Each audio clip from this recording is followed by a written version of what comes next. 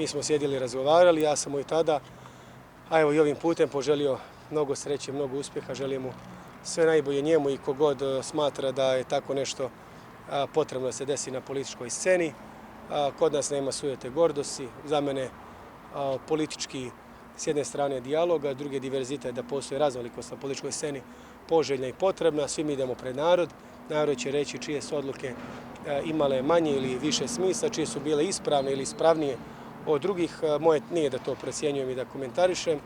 Želim da se borim za demokratsku Republiku Srpsku i demokratsku partiju demokratskog progresa i pokret Sigurna Srpska. To znači jednako kako je svako dobar i kvalitetan dobro došao, tako svako drugi, evo i od mojih saradnika koji je ovdje, ako ikada sekund pomisli da se negdje drugdje može više afirmisati, bolje politički djelovati ili više ostvariti političke, nacionalne ili druge opšte javne interese, meni je to potpuno u redu, tako da s te strane pružena ruka, razgovor koji postoji, dogovor koji postoji i naravno nama ostaje samo što sam ja dao isto, da kažem, džentlmenski dovoljno prostor, iako mi je to najavio prije mjesec dana.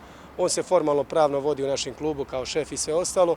Ja ne žurim da te procese ubrzamo. Kad on kaže da je njegov taj subjekat registrovan i evo kad to kaže, mi ćemo tada imenovati novog šefa kluba, mi već znamo ime, novog zamjenika i tu već znamo ime, ali evo i zbog poštovanja i dubokih ljudskih, porodičnih, svakih drugih odnosa i generalno mog poštovanja prema ljudima. Čekam evo da on sve to što misli da treba završi.